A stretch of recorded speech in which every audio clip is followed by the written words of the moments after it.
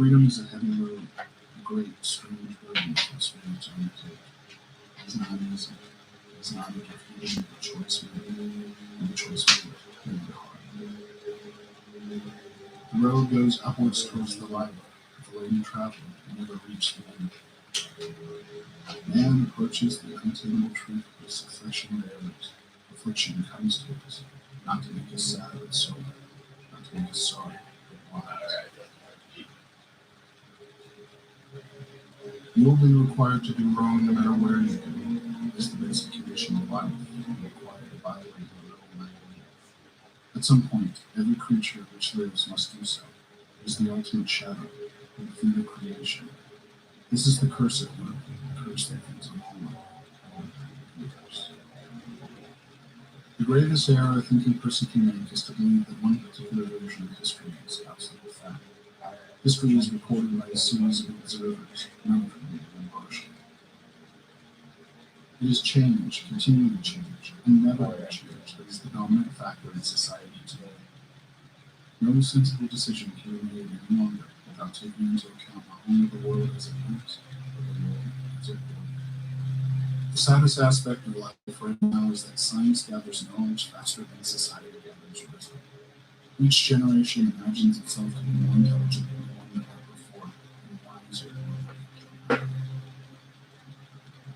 Man is the unnatural animal, the rebel child of nature, and more does he turn himself against the harsh and fitful hand of their king.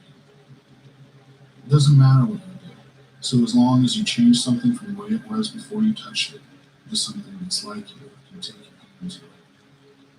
The very concept of truth is fading out of this world, and lies will pass into history. Solitude, isolation, are painful things for ground human endurance. For small creatures such as we, vastness is real.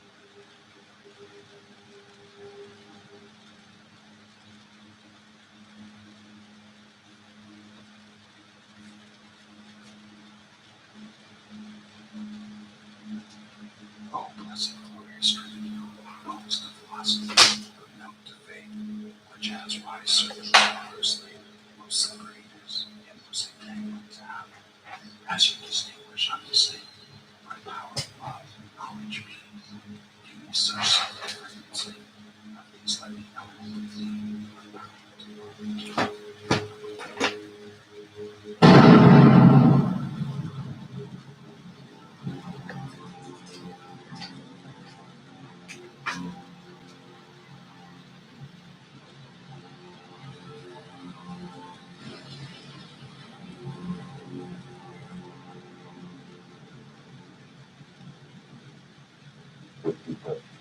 laugh,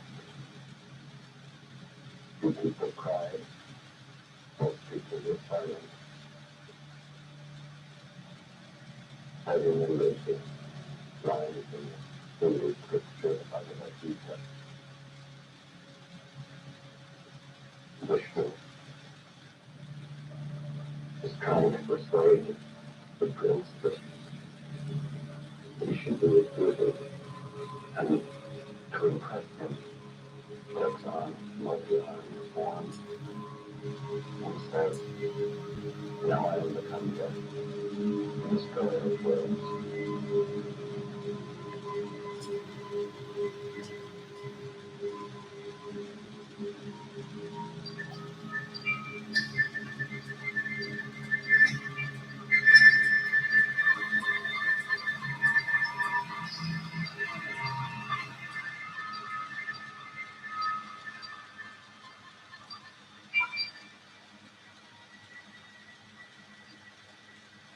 When the Trinity nuclear test was done, and Robert Oppenheimer said, "We have done this before," he was speaking from an informed perspective. In the ancient Hindu text in the Bhagavad Gita, there is a reference to a bolt of iron charged with the light of 1,000 suns. It describes radiation sickness. It describes elephants screaming and dying. It describes the shadows that are left on the ground after the blast goes off. All things that we're now very familiar with in the nuclear age. The same culture that described what appeared to be the use of a modern nuclear weapon also was describing things like anti-gravity craft that flew through the air with no sound called vimanas. These craft could pass right through a mountain, and they also used some sort of particle beam weapons. You have human-looking beings that are larger than the rest of us and have blue skin, like Krishna. And they also have extraordinary abilities. And in addition to that, you have weird reptilian beings called Rakshasas, who are also codenamed snakes. And these beings clearly appear to be of a reptilian nature. This even goes to the point that you still to this day have temples in India in which there are people called Nagas who have a human-like top, but then from the waist down, they literally have a snake's body. All of this stuff takes on a much different investigative hue once we look at the fact that the actual record of what we now know a nuclear bomb looks and acts like is dutifully recorded in these Hindu scriptures. So Oppenheimer was aware that this weapon unleashed a fury unlike anything we'd ever seen before. Prior to Hiroshima and Nagasaki, the scientists were the rock stars. Thomas Edison, Alexander Graham Bell, Marconi, Tesla. These were the rock stars. These were the people who made our lives so exciting that we went from essentially a primitive situation where in order to have food preserved, we have to have ice box where literally pieces of ice are covered with sawdust, to now we have electric refrigerators. We have electric lights so we can read at night. We have thoughts being beamed wirelessly by radio, and then eventually even pictures through television. This was so exciting. People could travel, transcontinental railroad. All these things were coming out that had never happened before. The private automobile without the need for horses. And then all of a sudden, the nuclear explosion shows that technology hit a screaming brick wall. We could not trust any longer that our toys would be the instruments of our enlightenment. They could actually be the instruments of our destruction. Loading these nuclear weapons ended up basically acting as beacons to a number of ET races in our general area. The primary energy pulse that occurs in one of these explosions sends an energy that feeds back to the fabric of space-time. All stars, all planets are connected through electromagnetic filaments. Scientists call these connections the cosmic web. It looks like a giant spider web all throughout the cosmos. When a nuclear explosion occurs, it sends a feedback through this cosmic web. This is a problem because these extraterrestrials not only communicate through this cosmic web, but they actually travel through it from star to star.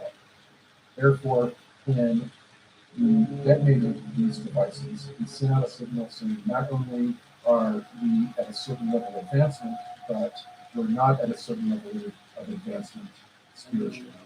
Oppenheimer's key quotes revealed that he did not know what the effect of the detonation of the nuclear bomb would be.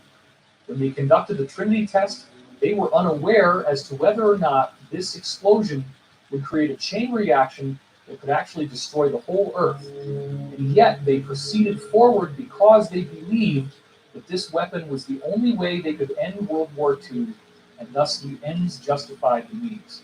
And how potent and how powerful these technologies can be. We can never expect to be able to handle them if we operate them from a low consciousness. When you raise your individual consciousness, when you actually make the effort to become more aware of an individual, that has a mirrored effect to society. It's a law of correspondence, as above, so below. So when you become more conscious of an individual, that makes society itself raise in consciousness. And when each one of us, every single one of us, begins making ourselves more aware, society itself is going to become more aware. Multiple insiders with credible military and corporate backgrounds have said that extraterrestrial spacecraft have appeared over nuclear missile installations and have completely powered them down. First, I'd like to briefly describe the incident that I experienced in March 1967. At that time, I was a first lieutenant, U.S. Air Force, stationed at Malcolm Air Force Base, Montana. I was trained and assigned duties as a missile launch officer for the Minuteman I intercontinental ballistic missile. We had operational control over 10 Minuteman nuclear missiles. On the evening of March 24, 1967, while my commander was on a scheduled rest break, I received the first of two phone calls. The first call was to report unidentified lighted objects flying above the facility. Well, they were hovering above the nuclear silos, and what was happening was they didn't attack the nuclear silos. All they did was shut down. Captain Robert Salas had like 8 nuclear-tipped ICBMs. They all got shut down in rapid succession. And these systems have triple redundancy backup systems. So, and the guards up topside were with their weapons drawn with a glowing red saucer above the silo. Then the UFO then went 60 miles to the other base and shut down their nuclear missiles as well. This has happened more than once. It's happened in Brentwaters in the UK as well. What most people haven't heard came to me from two insiders, Bob Dean and Pete Peterson, where both of them independently told me that in the year 1990, all of the nuclear warheads in the US and in the USSR completely melted down, became radioactively inert, and even the missiles themselves would just sputter around and wouldn't even fly a straight trajectory anymore. Right during the same time that all of these nuclear missiles were literally melted down inside the warhead, we also have this amazing formation appear on a dry lake bed in Oregon. The Idaho National Guard has a huge mystery on its hands, and that is our top story today. During routine photo reconnaissance missions over Oregon, RF-4 jets spotted and took photographs of a huge carving in the desert over 1,000 feet across. That has everybody talking. I mean, this is just something that chills you. How somebody do this? It's incredibly time-consuming. A lot of expertise involved. Had to take a long period of time and maybe a lot of money. From point to point is exactly 11.5 degrees. Exactly. And the other ones are exactly 23 degrees apart. Exactly. No variation. No variation. And there's something else puzzling here, something you do not see. You do not see tire tracks, the kind of tracks that might be made by a tractor or a plow. No tire tracks and no footprints. In Oregon, I'm Walden Kirsch for NBC News. The reality is that this is the same type of thing that's being done with crop circle formations, but on an even more impressive scale. And that mark was a symbolic statement from the ETs. The mandala, remember, is supposed to be a symbol of the cosmic mind, a symbol of the creator, the origin of the universe, the geometric nature of how everything unfolds. So they're giving us a message. They're showing us that they will make sure that we stay on track for this positive future that's been promised to us in over 35 different ancient cultures around the world. Ladies and gentlemen, the President of the United States. Good evening, my fellow Americans. In the councils of government, we must guard against the acquisition of unwarranted influence, whether sought or unsought, by the military-industrial complex. The potential for the disastrous rise of misplaced power exists and will persist. We must never let the weight of this combination endanger our liberties or democratic processes. Yet, the proper meshing of the huge industrial and military machinery of defense with our peaceful methods and goals, so that security and liberty may prosper together.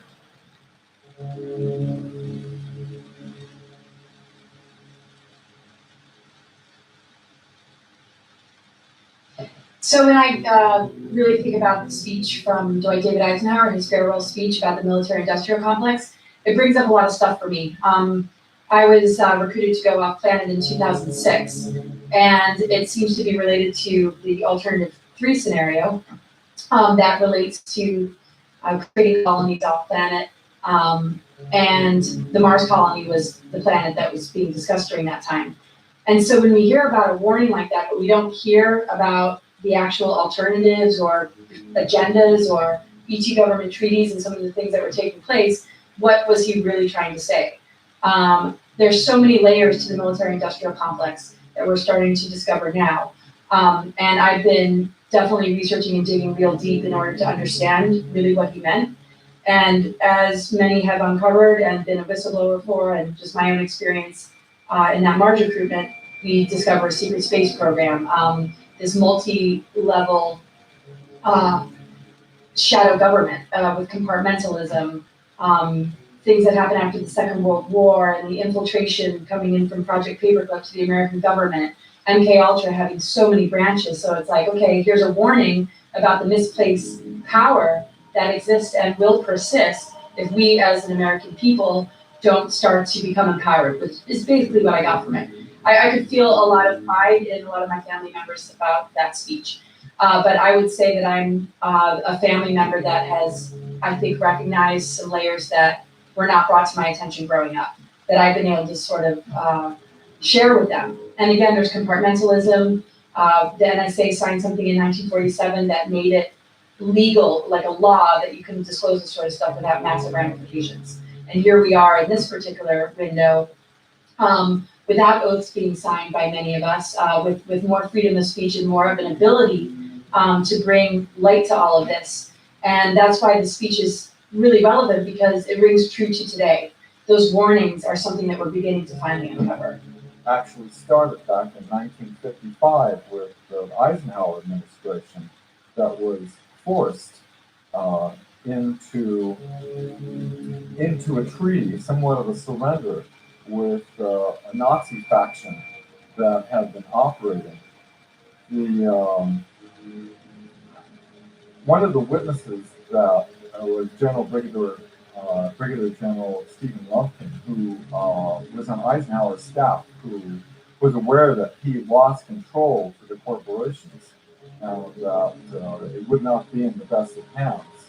And so once this treaty was signed, Nelson Rockefeller restructured the whole CIA MJ-12 operations. So now our legal government is no longer in the loop. They also replaced the complete MJ-12 group that was originally set up by President Truman with Allen Dulles as MJ-1, or head of the MJ-12 operations, of all people, who was highly instrumental in the Nazi infiltration. What happened was, when this happened, all of the reverse engineering operations that were at Wright-Patterson Air Force Base in Ohio were moved to Area 51 S4, where Eisenhower realized that he had lost control when he attempted to look into it. He was denied access. Here, a five-star general was really pissed, so he threatened to invade Area 51 with the First Army out of Colorado. And until they allowed 2 agents to give a report of what's going on with it. What they found was that several craft were being reverse engineered that were extraterrestrial and German origin. One of the ways that the Nazis obtained their advanced technology before World War II was through the use of a channeler called Maria Orsic.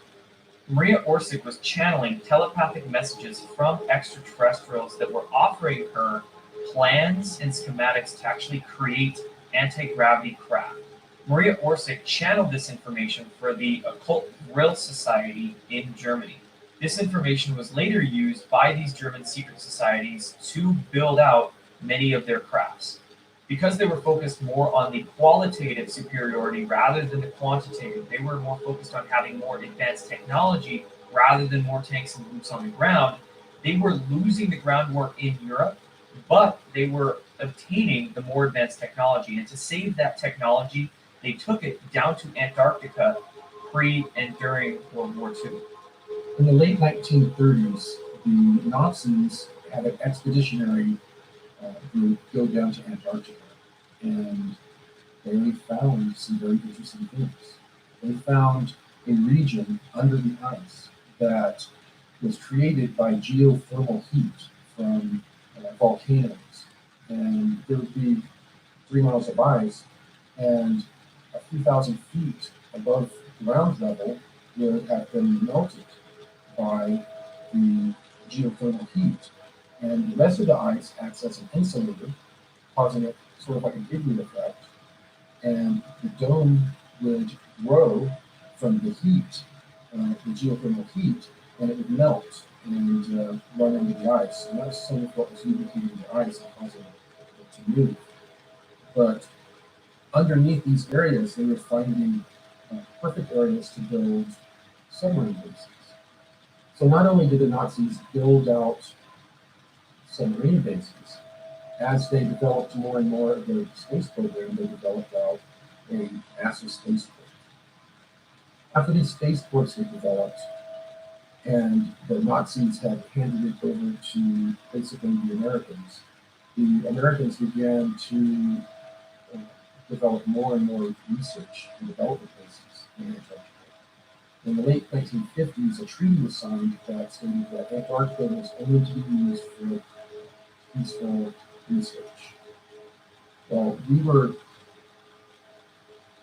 basically arriving and digging giant holes under the ice in various areas and building out these giant complexes, much like I think it was called Project Iceland back in the 1960s, where in Greenland, the United States Army Corps of Engineers was building out an ICBM base hidden under the ice.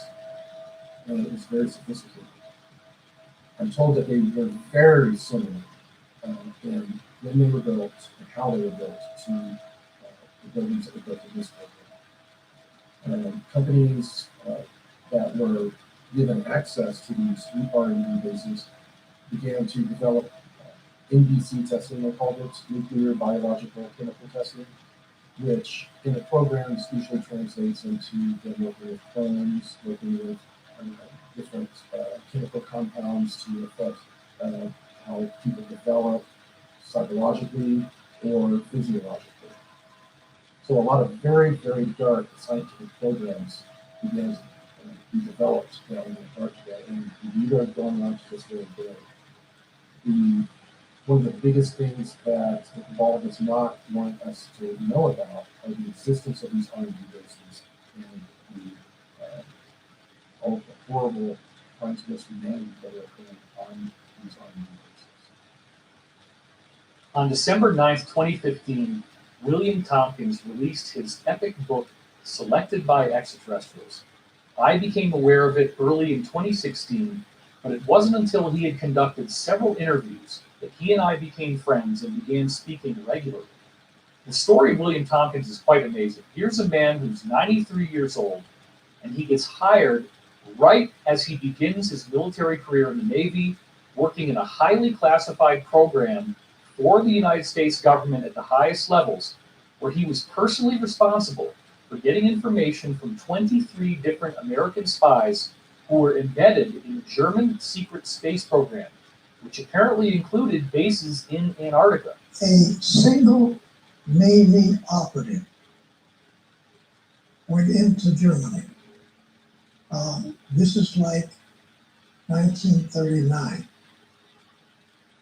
He didn't believe this, but there was very strange organizations and different research groups all over, not just Germany, but in the occupied countries too.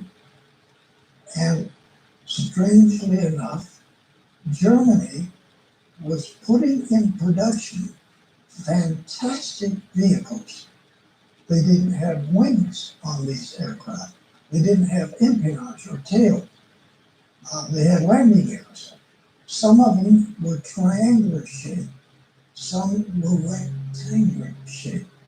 Some were round shaped, like a saucer.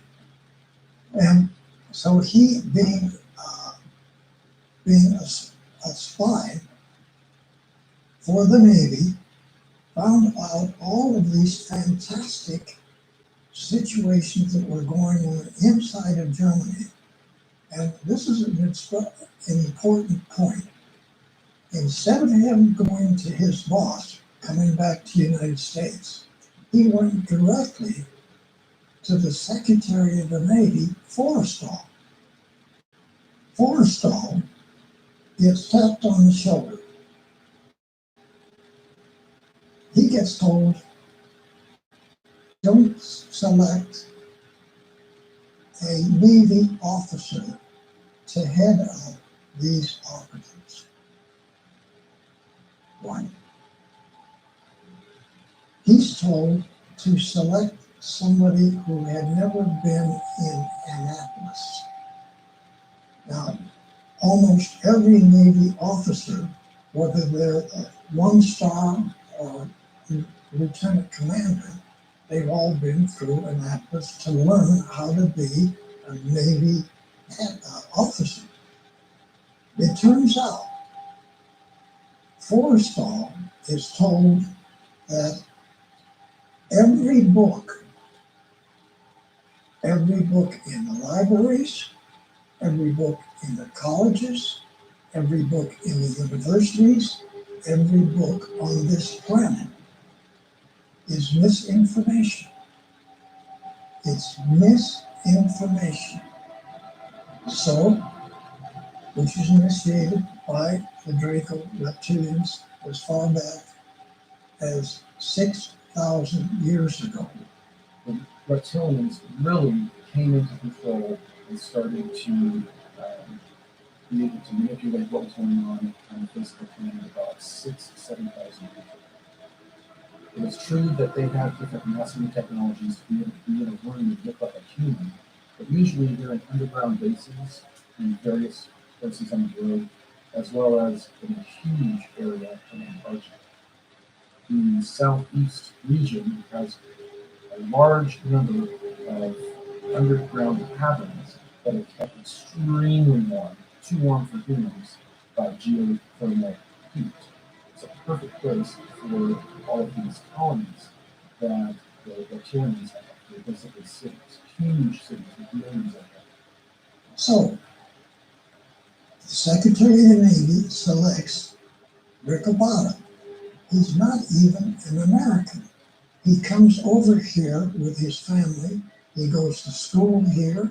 He goes to the second year in high school. He leaves school. He joins the Navy as a third-class seaman, works his way up in the Navy. Now he's a commander, okay? That commander is selected by the Secretary of the Navy to head up all of these operatives to go back into Germany and find out what's going on. Because that individual had never had misinformation given to him about every technical field on the planet.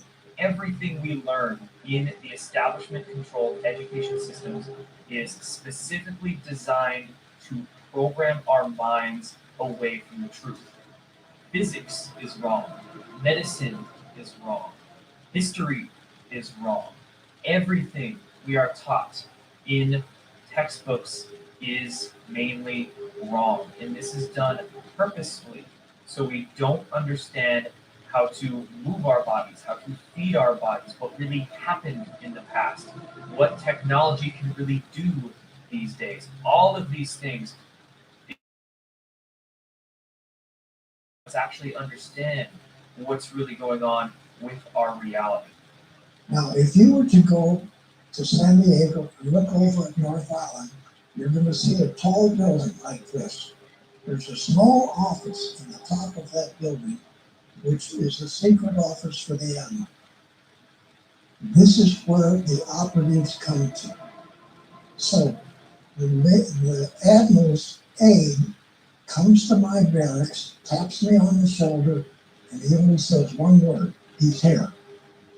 We drive over to that building, we get up to the top, we go into this conference room, a small room.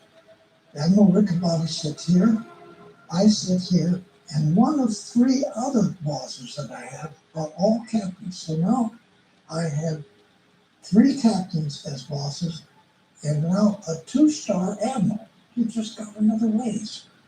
Wow.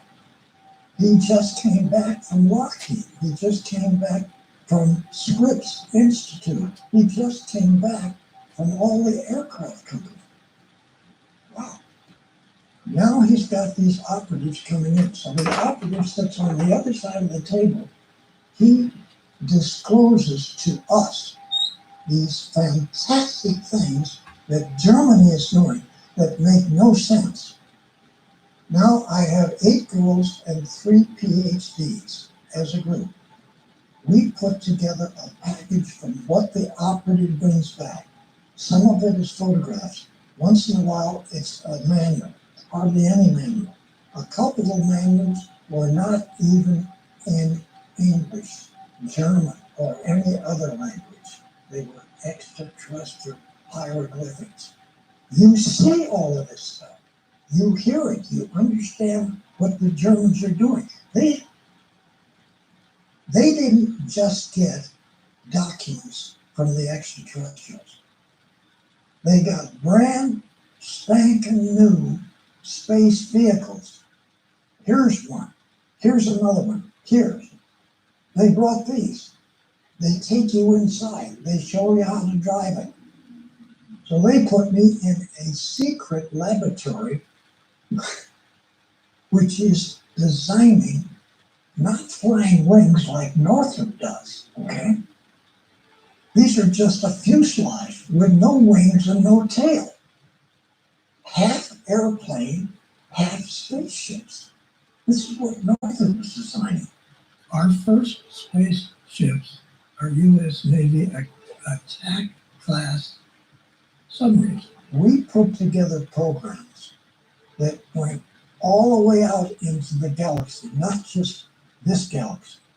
The military-industrial complex, back when they were testing a lot of the technology that they had received from the Nazis after World War II, as well as from ETs, when they were doing proof of concept testing, they had attached this technology to a regular submarine, and then they flew it out of our atmosphere.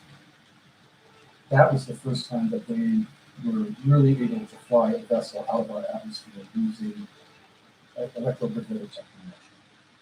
The reason that they used the submarine was, of course, because they were self-enclosed. The crews that served on them were used to serving 6 months or more away from home, having all of their supplies with them, and that had the psychology of being able to handle those tight quarters for such a long time. The technology developed to a point to where they developed the finances, this financial schemes, to begin to build out fleets of these long cigar-shaped craft. Some of them were kilometer long or longer, and they could make them longer by putting in sections. And the sections were modular, just like in modern submarines. They could take apart the fuselage and pull out sections. It could, one of these modules could be set for like 3 or 4 months as a laboratory for a bunch of different scientific programs. And then at its next time at port, the modules are swapped out and it's a hospital ship. The modules are swapped out the next time, it's a troop transport, or it's just a long haul freighter. So these ships are very modular, and in the beginning they were using power systems that were nuclear. Then they moved to thorium type of electrical generation, and then they moved to some sort of 0-point electrical generation. And that is what they currently use. This is totally unreal that this happened like in 1942 on this planet. Extraterrestrial come from who knows where out in the galaxy. Germany gets to be the country that these Draco reptilians pick out to do two types of missions. One, to remove all of the people that Hitler didn't want in his country, and every one of them around the planet. Two, to take every man, woman, and child on this planet and put them in slave factories, men, women, and children, to build and construct all these different types of Draco Navy space battle group ships. This may sound like insanity. This is what happened. He had concluded from what these insiders were telling him that the Germans had actually made treaties with a highly aggressive and highly negative reptilian humanoid race that they've called the Saurians or the Draco. This treaty involved the Nazis actually being given workable technology that is built with our own conventional systems. They use a sort of mercury turbine, a type of mercury called red mercury. And then they are actually able to leave the Earth. They had a settlement on the moon, they had a settlement on Mars, and they were doing this stuff as early as 1939, even before World War II actually started. As you can imagine, everybody was thinking he was crazy, but yet these insiders were reporting literally standing there, in which you have 8-foot tall, even 12 to 14-foot tall reptilian extraterrestrials, terrifying in appearance. They smell bad, actually advising the Germans on how to build this stuff in these various bases, including that in Antarctica. Operation High Jump was an operation commissioned in 1947 that was led by Admiral Richard Byrd.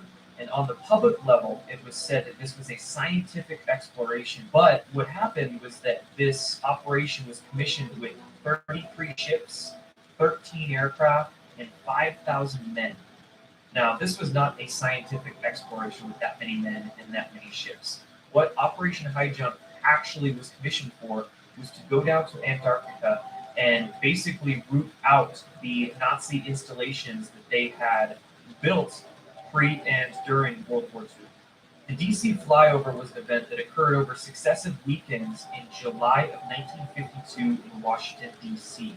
And what had happened was that there was a mass sighting right over the Capitol building in Washington, D.C. There were many lights in the sky.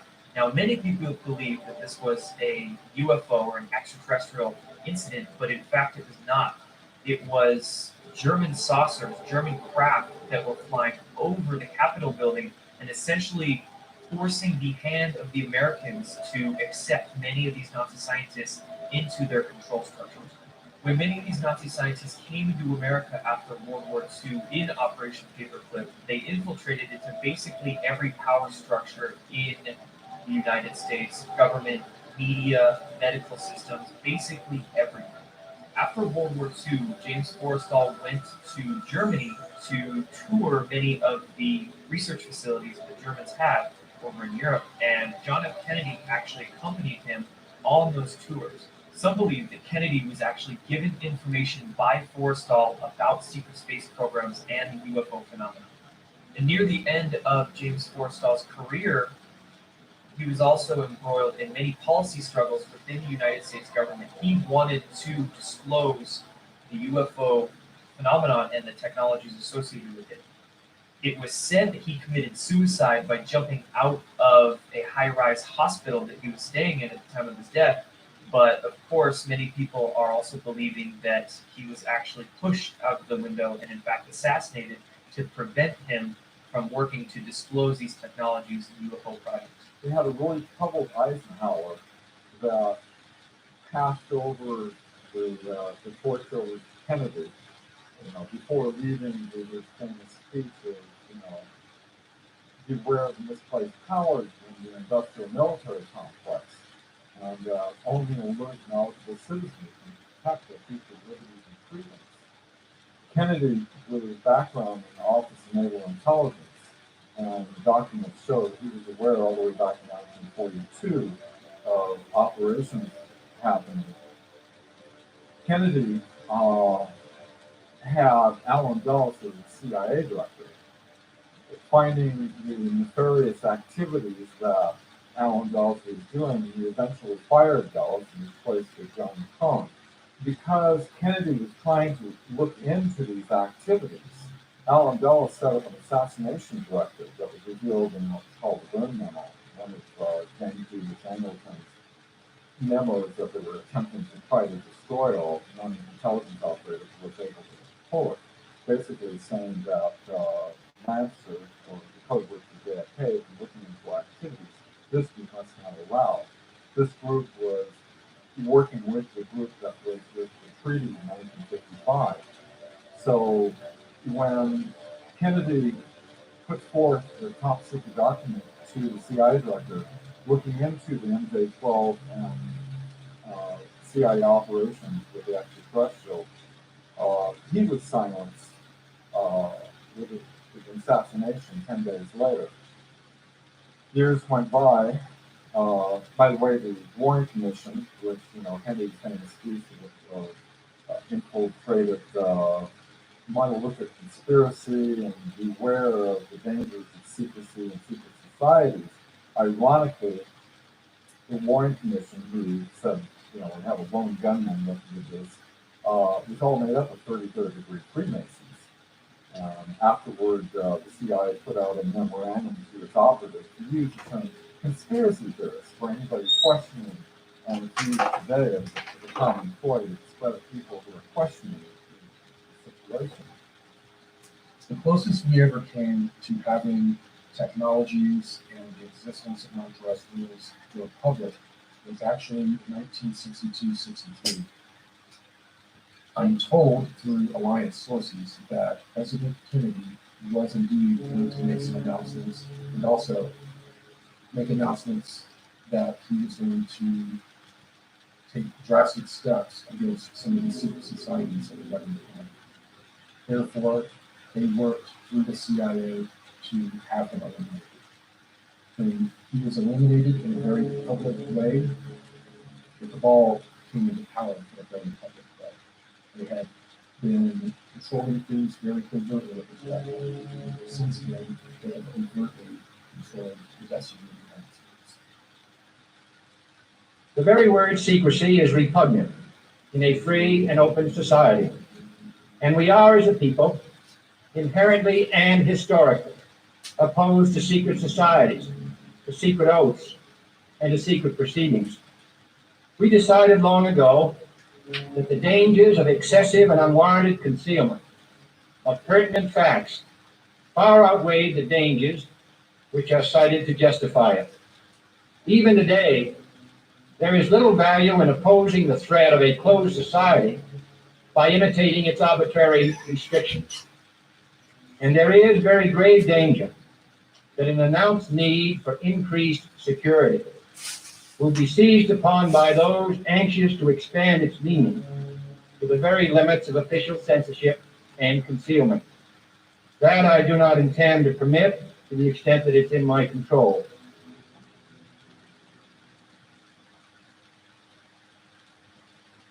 You were both in Skull and Bones, the secret society. It's so sick we can't talk about it. What does that mean for America? The conspiracy theorists are going to go wild. I'm sure they are. I don't know. I haven't seen the web. Number 322.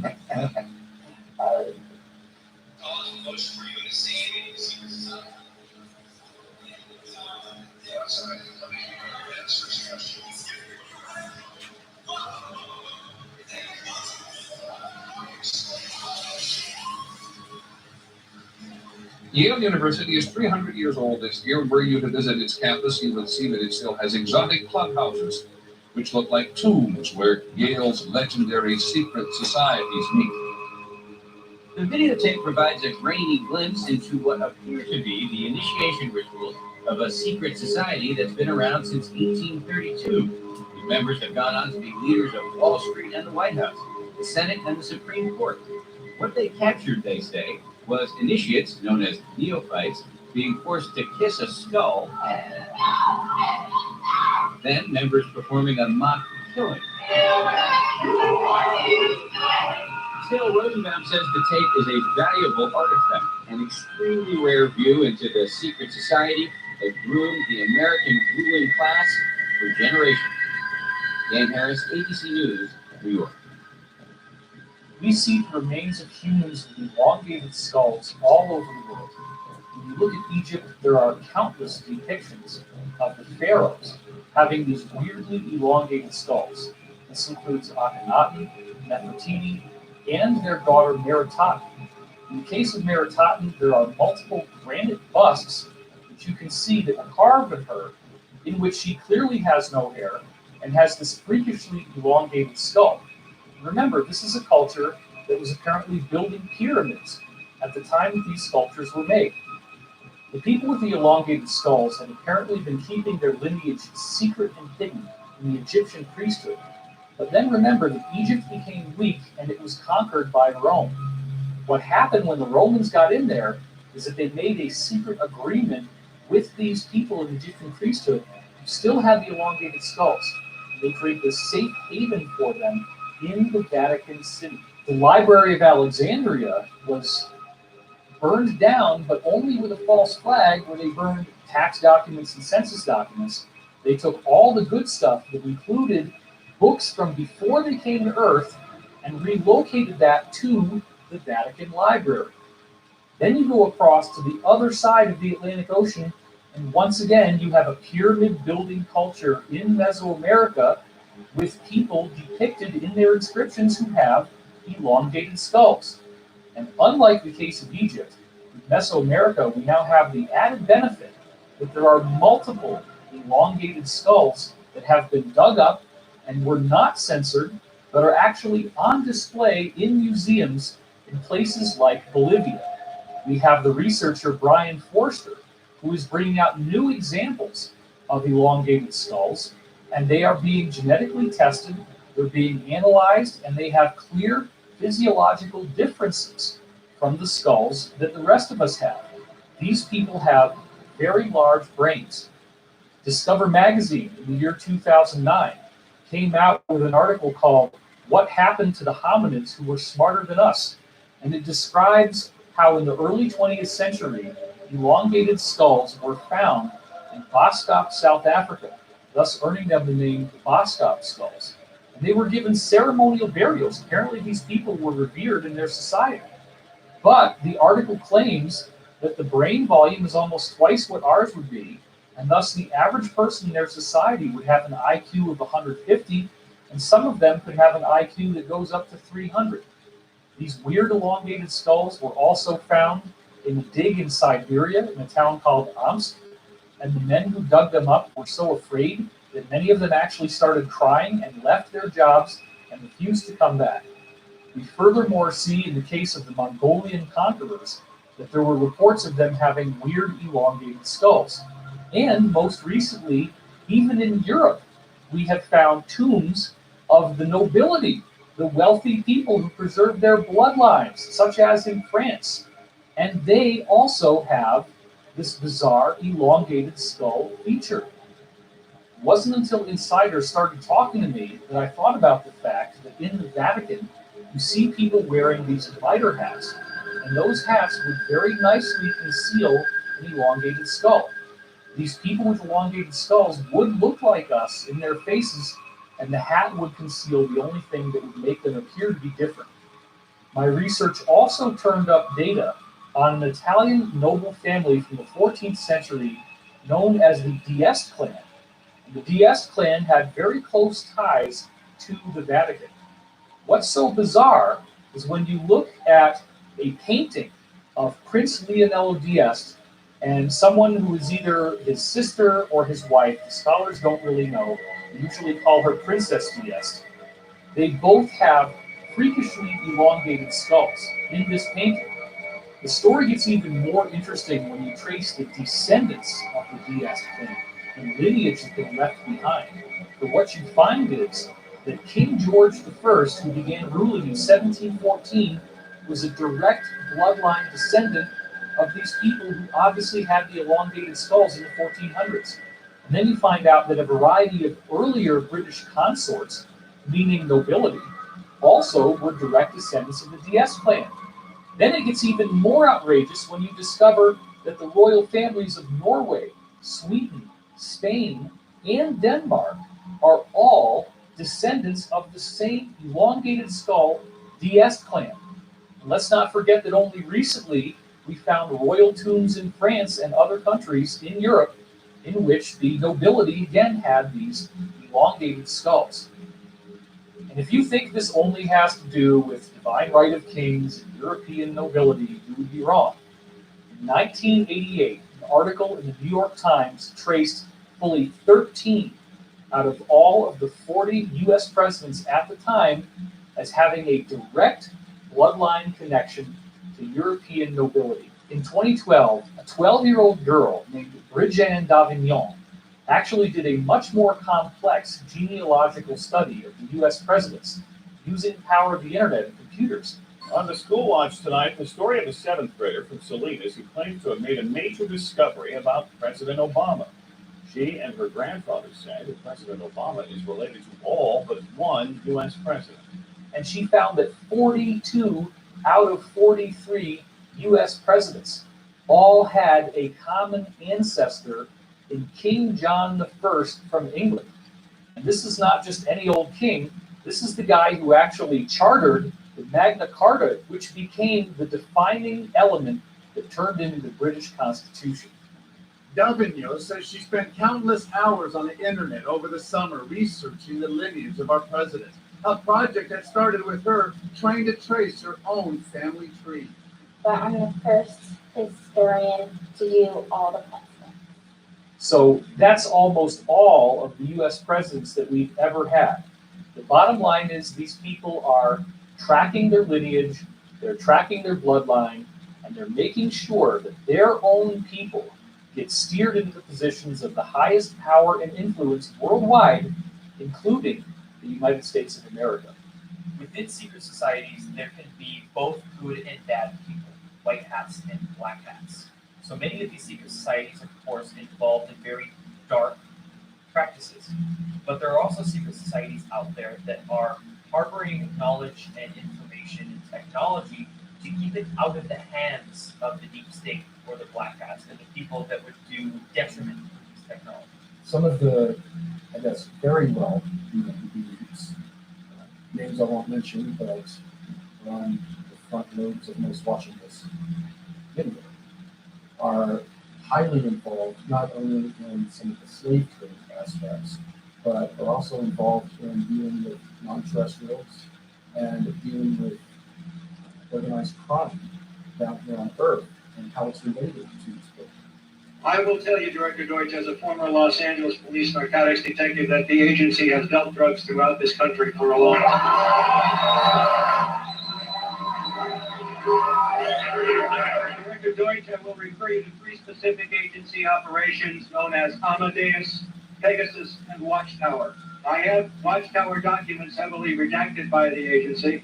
I was personally exposed to CIA operations and recruited by CIA personnel who attempted to recruit me in the late 70s to become involved in protecting agency drug operations in this country. For the record, my name is Mike Rupert, R-U-P-P-E-R-T. I did bring this information out 18 years ago, and I got shot at and forced out of LAPD because of it. I've been on the record for 18 years nonstop, and I'll be happy to give you, Congressman, anything that I have.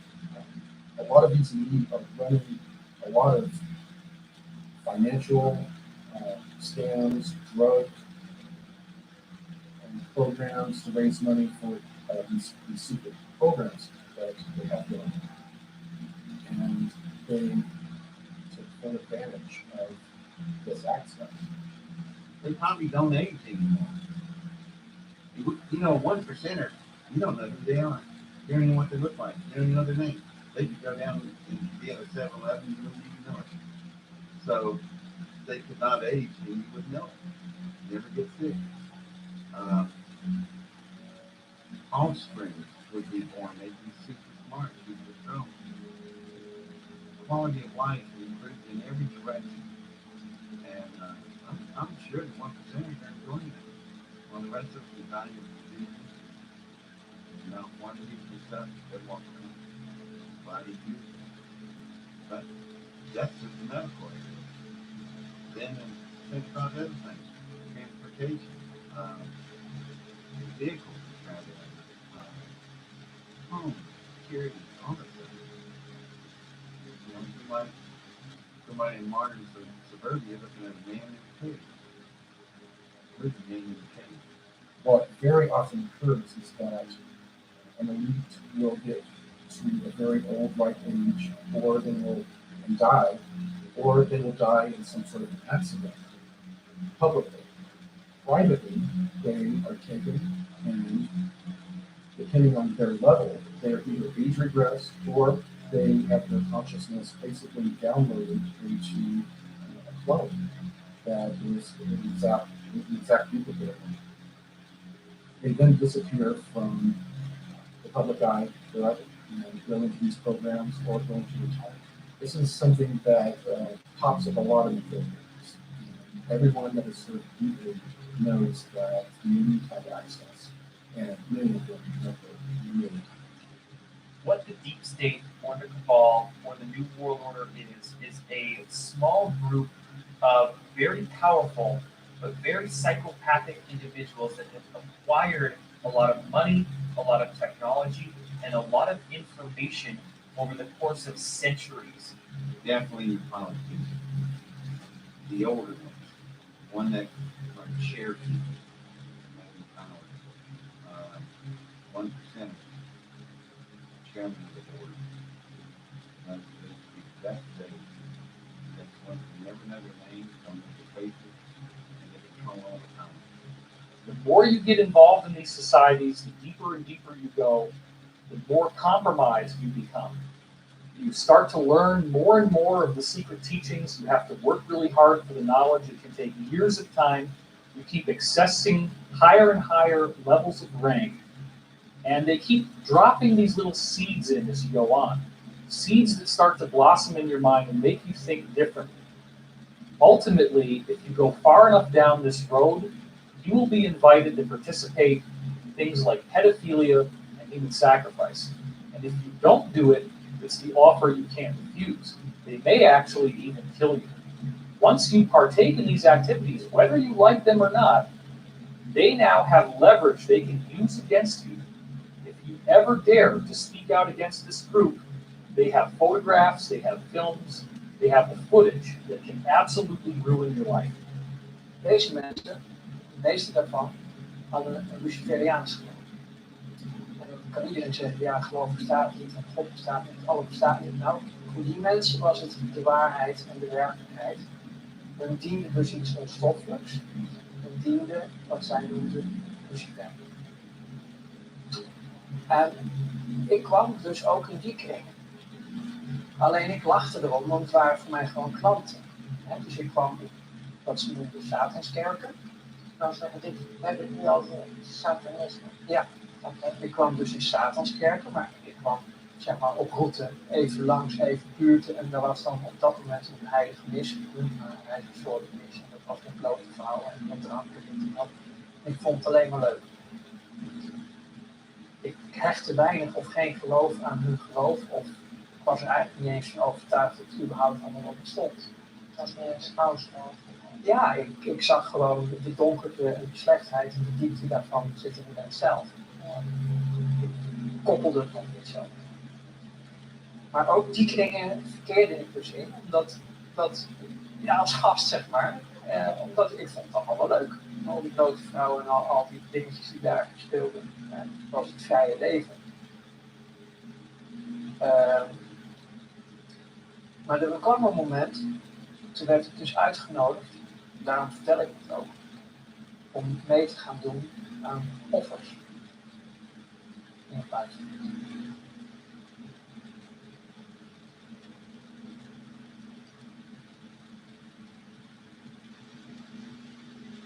Dat was het tweede punt.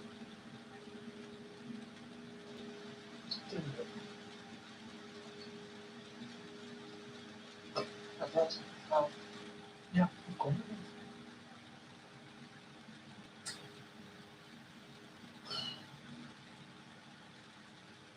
The reason that these elite dark occult societies sacrifice and traffic children, first and foremost, is the energy associated with it.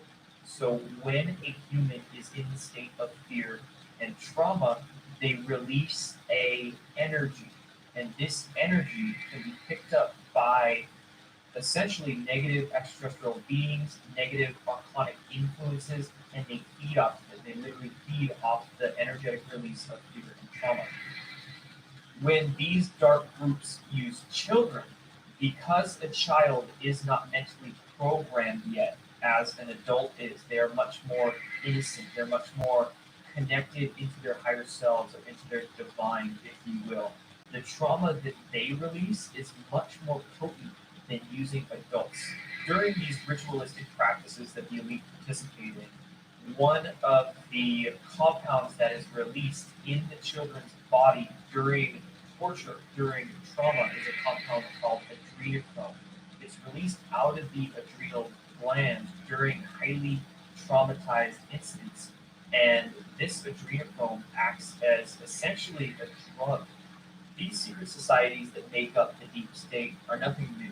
This actually spans back thousands and thousands of years, and they have always occulted this information for themselves. We need to understand what occulted actually means. Occulted just simply means hidden in Latin. It doesn't necessarily mean good or bad, it just means hidden. So these secret society groups have hidden or occulted this information for thousands and thousands of years. They've kept it to themselves, and they haven't shared it with anybody outside of their inner circle.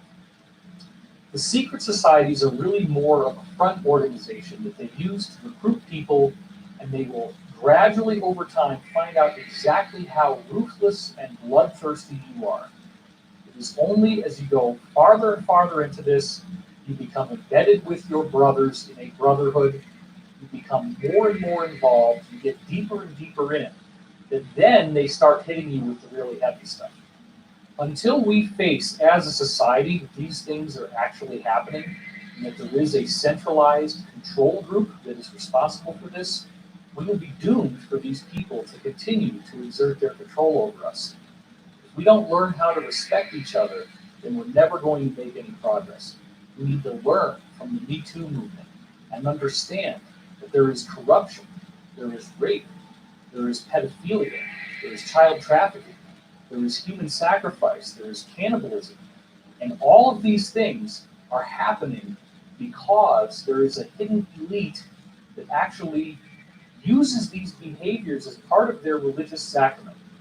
It actually doesn't matter whether you believe that these people exist or not. The bottom line is that they are actually advertising themselves constantly. They do it in movies. There's a whole set of symbols that you can look for in movies that show their influence. They do it in video games. They do it in television shows. They do it in music videos like crazy. They do it in awards ceremonies. And it's always in your face.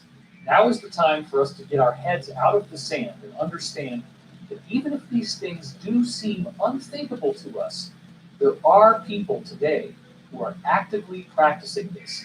The evidence is voluminous, and really what it boils down to is that people don't want to look at the evidence because it is so upsetting. In our obsession with antagonisms of the moment, we often forget how much unites all the members of humanity. Perhaps we need some outside universal threat to make us recognize this common bound. I occasionally think how quickly our differences worldwide would vanish if we were facing an alien threat from outside this world. And yet, I ask you, is not an alien force already among us?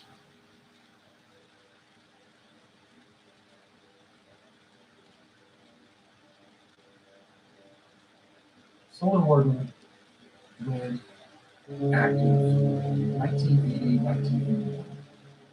It was funded in large part by SDI. President Reagan. But that money was funneled off in many different programs. Solar Warden let us develop to do exactly what its namesake says, to release our solar system. We were now able to get the technology to prevent these interloper into races from coming into our solar system, grabbing our DNA, we could now stop them. So solar organ was developed and it began to do its job of producing the solar system.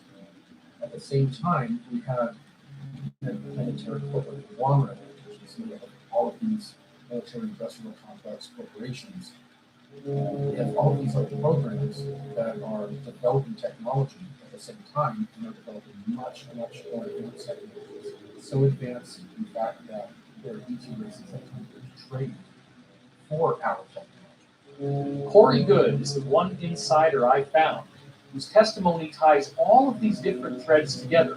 I've heard Corey have knowledge of something that each of the different other insiders I've spoken to had said to me in the past.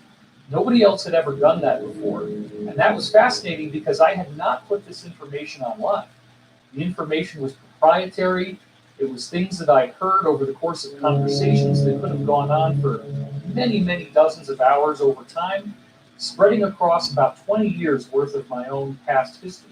I think they chose children for these MyLab programs in several different ways. We had to profile them. They definitely use standardized testing and a few other ways to identify whether they have a skill or talent that they need. Then they would check out their family life. They preferred children from broken homes or from homes that were not harmonious because the children are used to getting smacked around, they're used to stressful environments, and the parents were not always the same as other parents. Therefore, the children were able to handle a lot more stress, and the parents may not notice certain behavior. Well, I guess you would say a typical day, if there is a typical day in the life of the MyLab, would be your parents dropping you off at school, just like any other day, and except that day, you're pulled aside and told you're going to go on a field trip. You're in a special education class or a accelerated learning class, something special. You're being taken off campus to go look at dinosaurs. Well, you are taken, put in a van. Usually a person is driving that is military looking, sometimes in uniform. They would then drive us for a little over an hour to Roswell Air Force Base. We parked inside this hangar, there was a motor pool, and we walked to the back, and there was an elevator. And the elevator went down quite a ways. And when we came out, we were underground in a Cold War era type pump. That would then lead us to another set of elevators that would take us down. We would get on underground trains that would trains that would take us over 500 miles per hour anywhere in the world. When we were sent to one of these locations through one of these shuttles, we would then go through, sometimes because of travel time, we would only get 45 minutes of training in, sometimes 2-3 hours of training in. Then we would go back, be debriefed, and they would give us a chemical through a shot, and they would sit us in a chair in front of a movie screen and basically hypnotize us and give us a screen memory of going to a museum and looking at dinosaurs. They would then put us in the same van, drive us back to school, let us out, and then other parents picked us up and we told them all about looking at dinosaurs. MK Ultra was a program done by the CIA in the 1950s and 60s, and within MK Ultra, they experimented with trauma-based mind control through the use of electroshock therapy, through the use of mind-altering drugs, through the use of even hypnotic regression and many other techniques to figure out how to control and program human beings. There was programming at bases. They use military bases because they won't have any interference when they have someone on a military base. And a lot of my programming took place on military bases. I would like to talk about the fact that there are rituals done at the military bases also, and that rituals are not a cover. The people that do the mind control are involved, and rituals are very much a part of how they do things. For example, naval intelligence members or people that are in naval intelligence are usually very involved with Ordo Templi Orientis. And that doesn't mean that everyone in naval intelligence is involved in that. But naval intelligence is responsible for a lot of overseeing of ritual activity in this country. And they are responsible for a lot of this going on. There are other organizations, other agencies involved, but naval intelligence is very involved. We were taken to some kind of facility out on the Nevada desert. And for a long time, I thought it was Area 51. But there was also another underground facility at Tonopah. So either Area 51 or the Tonopah facility was taken to a medical dispensary type of place. And was sat down in a waiting room with the lights off. Everything they did seemed to be to cover memory, to make sure that if anybody did remember anything, being in a room with the lights off, you wouldn't be able to see the people clearly, things like that.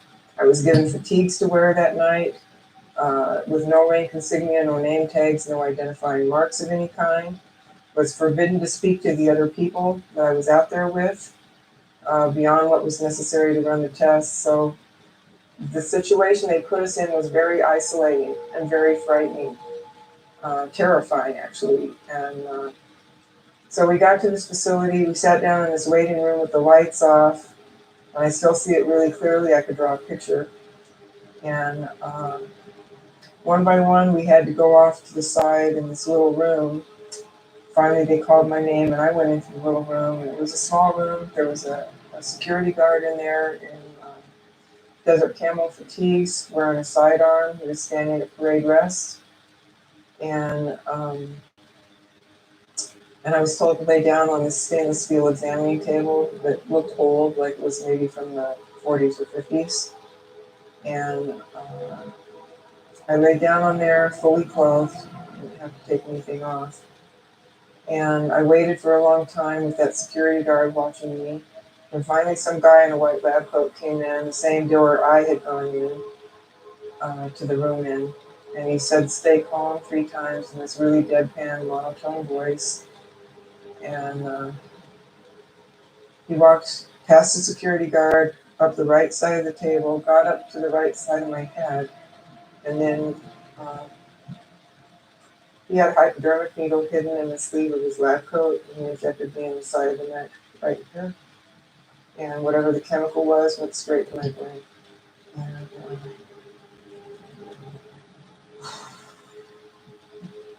so I'm kind of in shock from whatever this injection's doing to me, because it went straight to the brain, and I was like, in shock.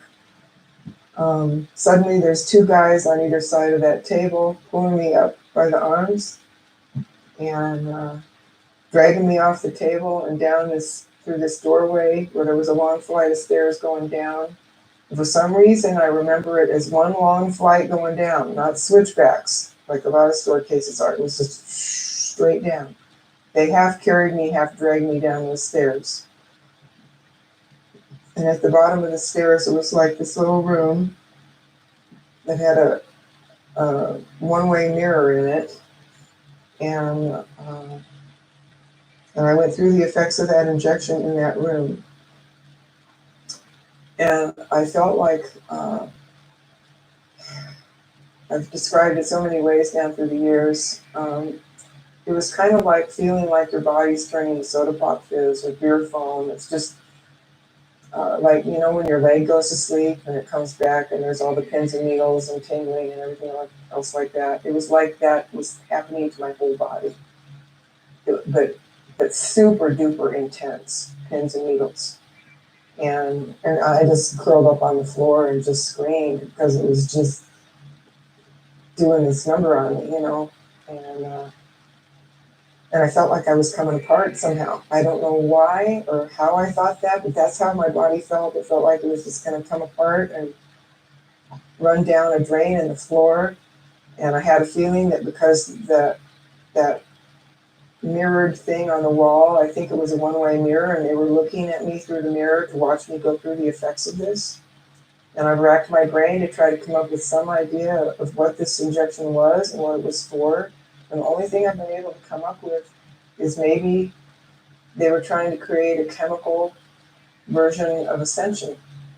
One of the technologies that I was exposed to while in the MyLab programs were the chemical cocktails they would use on us. They would use them to enhance us in many different ways. Some of the ways that we would be enhanced would be that they discovered we had an intuitive impact ability. There was a cocktail that they would give us that would enhance it, make it many-fold stronger. They would also give cocktails to people that would like have hormones in them that would make them stronger, faster, and think quicker.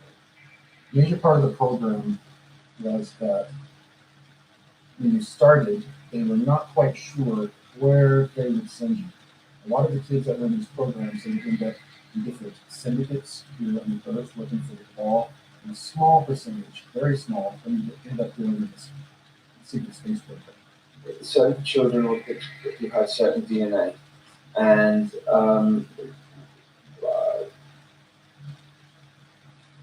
I was connected with that. And what they did was, when we were like 5 and 6 years old, they took us there, and they trained us, and we did. We learned and we trained and we did all sorts of operations when we were there.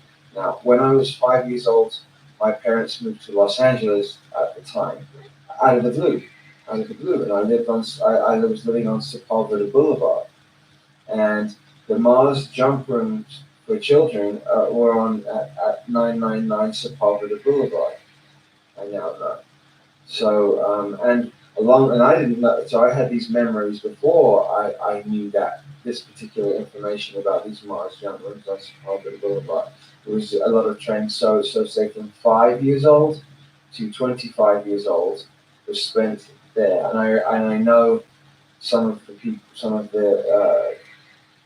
people now who are back here. But what they did then at the end of the Mars, at the end of that thing, is they used age regression technology, brought us back to 5 years old, and then placed us exactly back to where we were.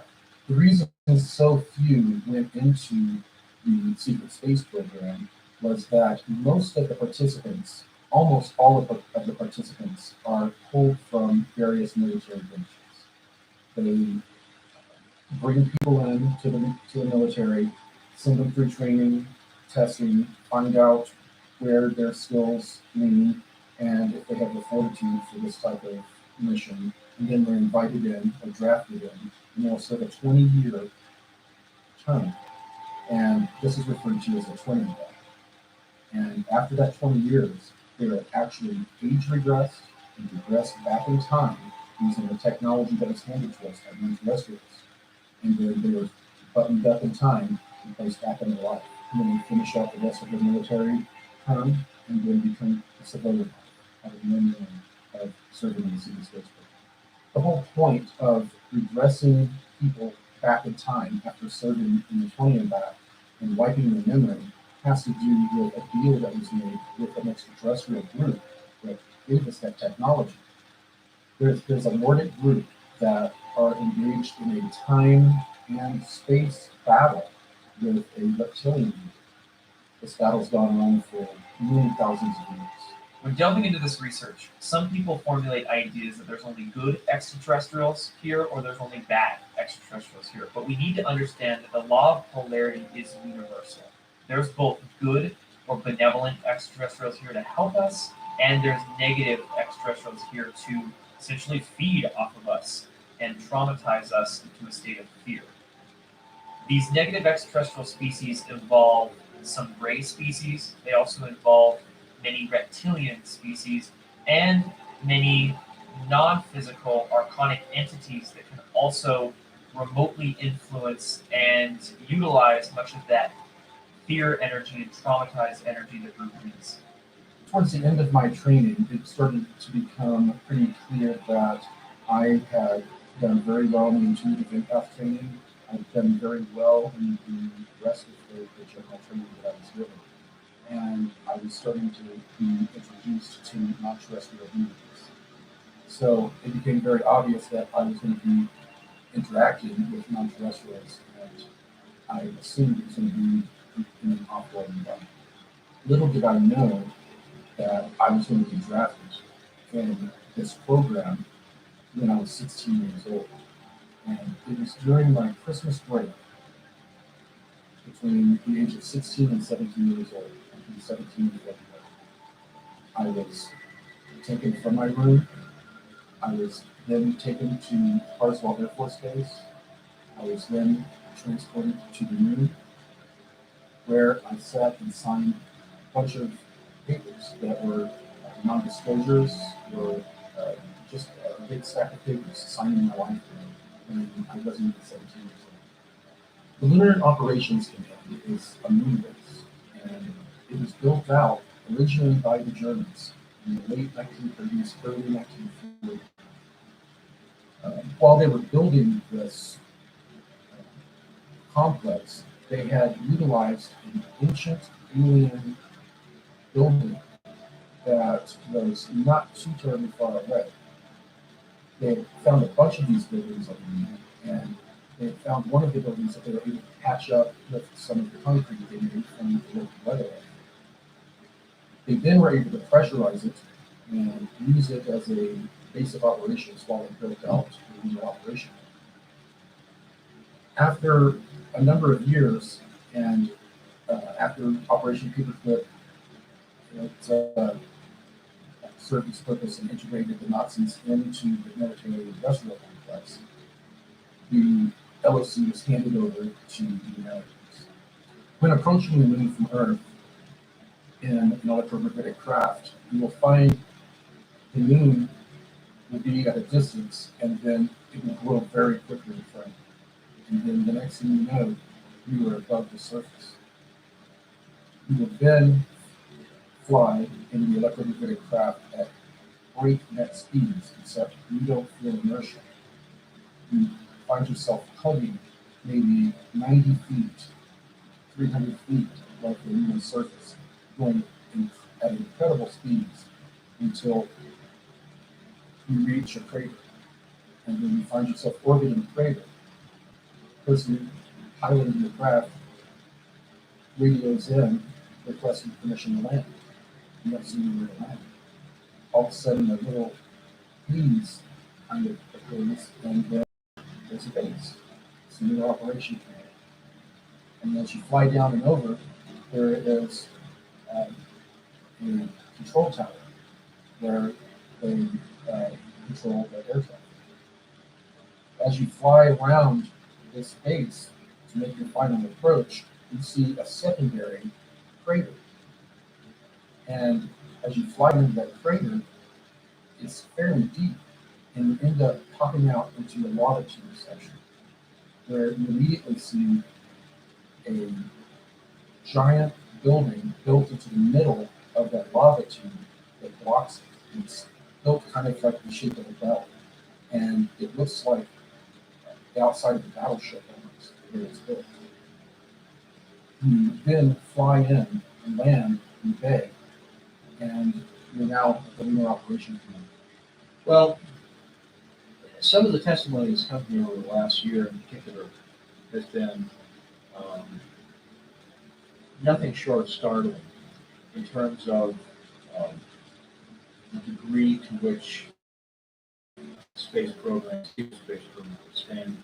I've talked to people who have said that there is and has been an ongoing extrasolar planetary colonization programs going on for decades and decades. I mean, to the point where one of the people who had actually gone, and this was claimed to be, that he was on a warp-capable spacecraft that went from here to the edge of the Andromeda Galaxy in 20 minutes. And that when they got there, they've located at least 8 Earth-like planets in some of the star systems along the edge of the galaxy.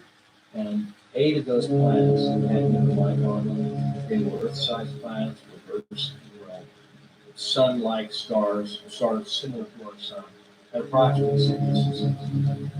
They wound up using some kind of radio telemetry sensors to determine which ones were broadcasting the conventional radio and television signals. They found 2 planets like that, 2 of which were speaking English. And the minute I heard this, I thought, well, this is complete baloney, or this system, this whole program has been going on for a lot longer than me. But he described seeing cities and roads and cars and people and conventional clothing speaking English. And there's only one way that that's possible, other than parallel universe scenario, and that is that the program's been going on much longer. Right after about the 6-year mark in my training about experience, I found out some very disturbing details that no one on the ship knew about. And, well, almost knew. I was approached by a petty officer in the someone who I honestly had a crush on, and she used that to her advantage. She needed me and an engineer to help her get into a room, a restricted room, and look into some pods. She wanted to know what was in those pods. She had that feeling. Well, we helped her get in, and I was standing watch. She and the engineer opened up one of the pods, and they were cryogenic chambers, and they were full of heat that basically looked like food and sent to the market. While I saw this a little bit from a distance, some gas was escaping from this pod, and overcame the petty officer and the engineer, and they collapsed. And before, as I was turning to run through the door, I was watching it. I collapsed. After I came to in the sick bay, they had explained that the 2 others had died in the accident, and that I was being held for debriefing. I was then debriefed, told not to repeat the information to anyone else. If I wasn't valuable and to the path, my fate would have been much different. So they sent me back to my regular duties and told me that from time to time I was going to be pulled over to work on a different different project. And this project was basically the galactic slavery. It turned out that for many decades, while we were developing technology to try to fight some of the negatives, there were extraterrestrials that were coming into our solar system, were coming to our planet, and swoop down and kidnap them and leave them. And would take them and trade them off into some sort of galactic slavery system. After a while, the benevolent powers that be decided, this is a commodity. If we start holding our own people and trading them off to these extraterrestrials, we can get trinkets, we can get technology, we can get biologicals, and that's what happened. They would trade human beings for biological samples, much like what Henry Smith would end up receiving in his lab, and doing different experiments. And they would also get technology. They would trade humans off, humans would go off to use any number of ways. Humans are very coveted, not food for reptilians. That's a small percentage. Most of them are being used for their skills. Humans are very well known for our engineering, our creativity, our ability to bring things from our mind and create them engineering. And strangely enough, we are coveted and used in that fashion. So the Cabal group has been basically utilizing human beings as a resource. So these little groups of people from all of these different programs started to join and work very quietly and secretly to not only find out the full truth of what was going on, but find a way to. The SST Alliance is a very small fraction of the overall secret space program or secret space programs under 1%. So the only technology that they have is what they brought with them. It is a ragtag group that is doing their best to bring full disclosure to humanity. They don't want a slow, protracted disclosure. They want all of these technologies given to all of humanity, not to any one group, any one country, to anyone else. And that is what the secret space program is such a great thing. The collective story that these insiders have shared with me is much bigger than where the UFO community had been going up until then, and thus it has utterly revolutionized the whole basic discussion of what everyone is now talking about. Whether they agree with it or not, everyone has had to deal with the concept of the secret space program.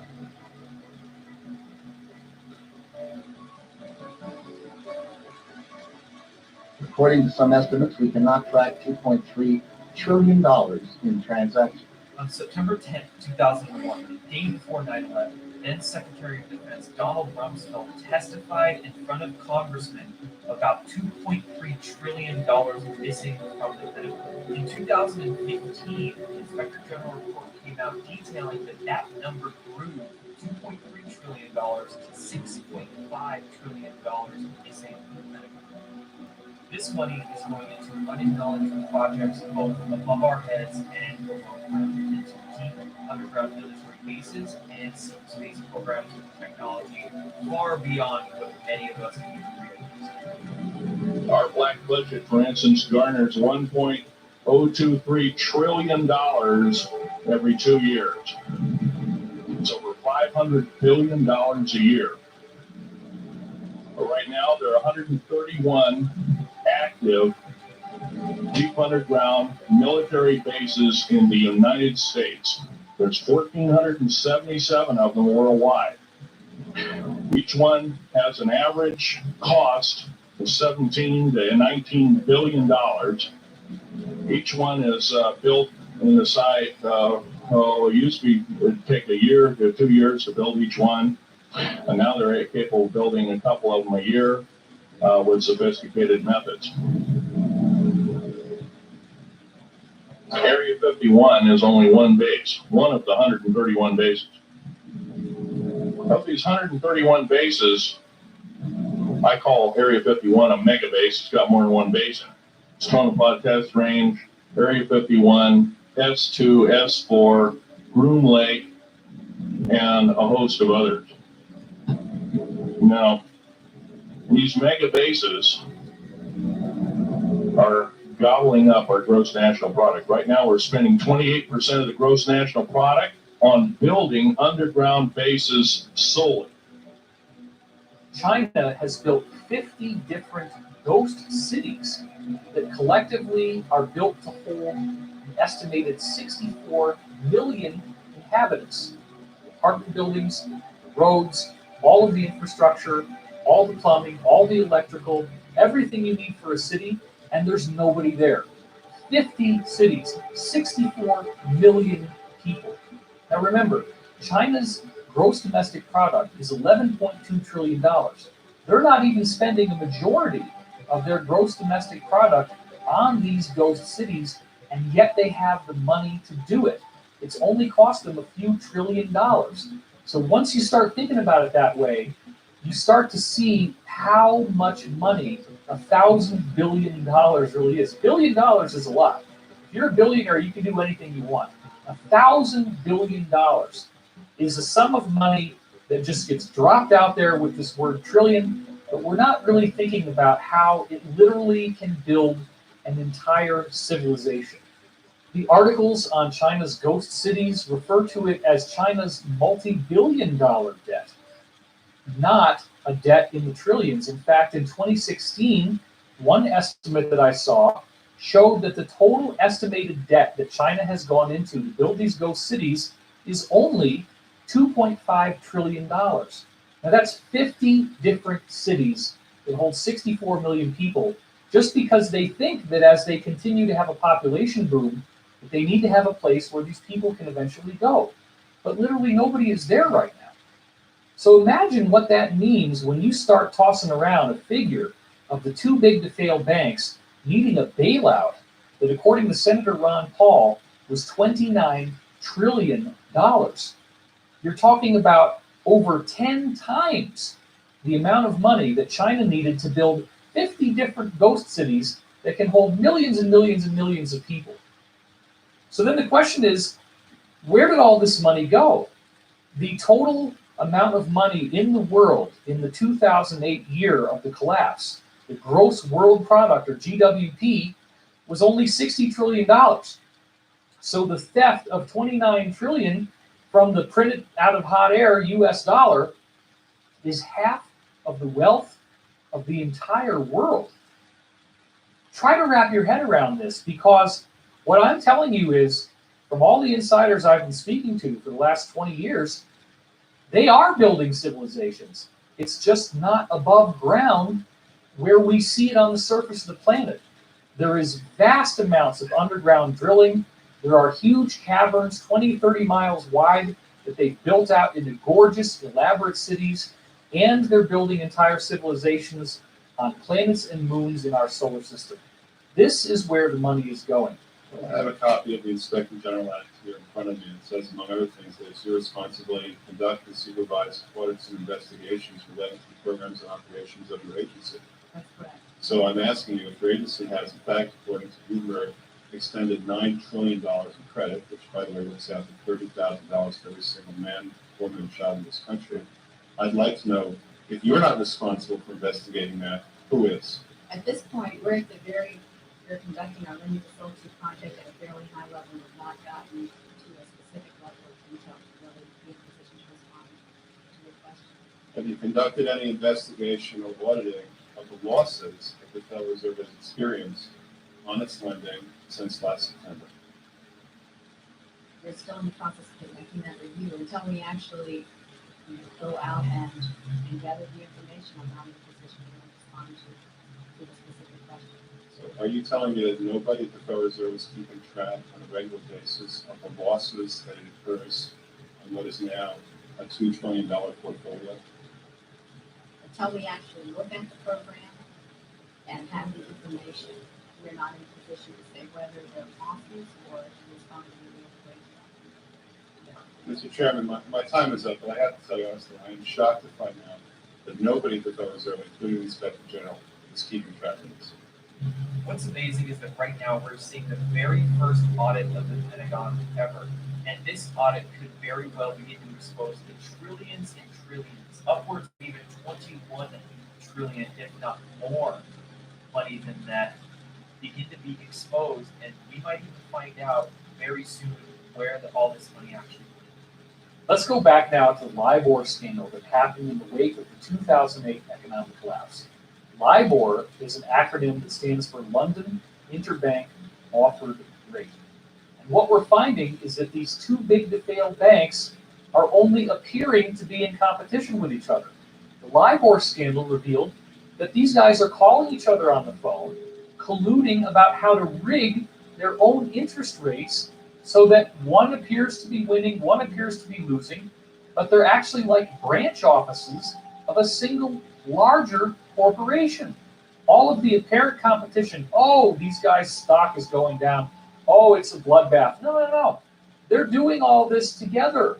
They're competing only on paper when in fact it's collusion. This is financial organized crime on such a massive scale. How can you arrest all the banks? They're too big to fail. This gets into a law that was passed in the United States in 1970 called the RICO Act, which stands for Racketeer, Influenced, and Corrupt Organizations. And that act was built to be able to take down massively organized crime. None of this really makes sense until you get back into the idea of the Federal Reserve System. Now, up until the Federal Reserve was founded in 1913, the United States essentially was in control of its own currency. This same banking cartel that we've been talking about worked behind the scenes to create a series of fake economic crises in the late 1800s and early 1900s, which caused regular Americans to have their savings wiped out. This became such a crisis that people were desperately calling for reform. And then the government comes along and says, look, we're bribed, corrupt politicians. We don't really know what we're doing. They have spokespeople saying these kinds of things in the media. Let's bring in the investors. Let's bring in the British bankers, the people who really know how to make money. They've been doing it for a long time. They're not just going to hold an office for a few years and go disappear. They are the guys who really understand how to run a financial system. So what do? We handed over the issuance of American currency to a private corporation of private bankers. When you see Federal Reserve note on the US dollar, that means it's printed by the Federal Reserve. The Federal Reserve, since they came into power just over a century ago, has eroded the purchasing power of the US dollar by 99%. So what was really going on there? Do you think that these investors built up the equity of the United States, made us more profitable? It's exactly the opposite. We have been living in a prolonged economic depression.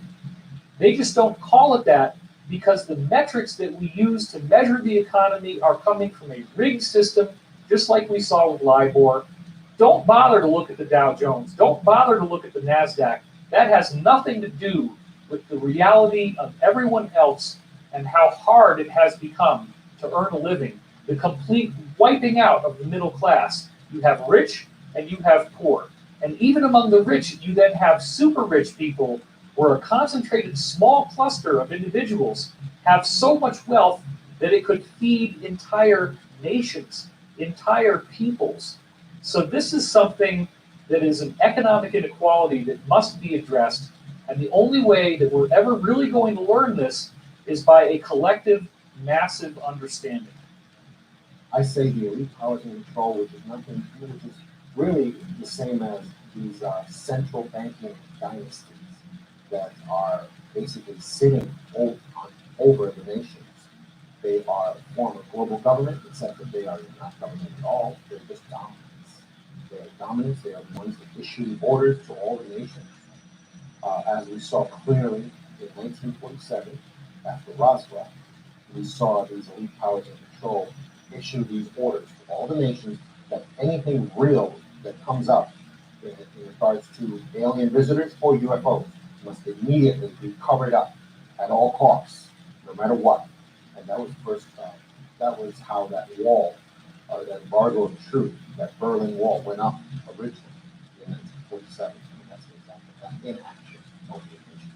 And that's the reason why disclosure and the images that conjures up in our minds is not a real thing, really, because the nations, whether you're talking about the United States or any place else, they don't have the actual agenda of aliens to reveal. They're not on the inside of that. They really aren't. Nations just follow order. And that's what they're doing now. And you see them all doing something strange or something that seems out of the ordinary. It's because they're following the orders. We stand at the birth of a new millennium, ready to unlock the mysteries of space, to free the earth from the miseries of disease, and to harness the energies, industries, and technologies of tomorrow. A new national pride will stir our souls, lift our sights, and heal our divisions. It's time to remember that old wisdom our soldiers will never forget, that whether we are black or brown or white, we all bleed the same red blood of patriots.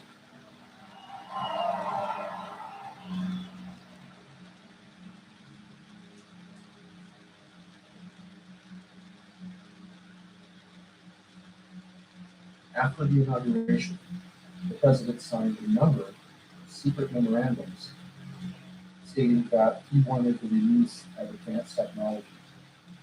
that, and a lot of this technology was involved in his Facebook. And he was very aware of it. We know that President Trump is aware of advanced technologies because his uncle is the one who went in and cleared out the safe of Tesla after his death. So we are fairly sure that President Trump grew up bouncing on his uncle's knee hearing stories of free energy. Aside from the Secret Space Program Alliance, we have a different alliance. It is made up of all of these countries that have been fighting against this cabal for 50 years or so.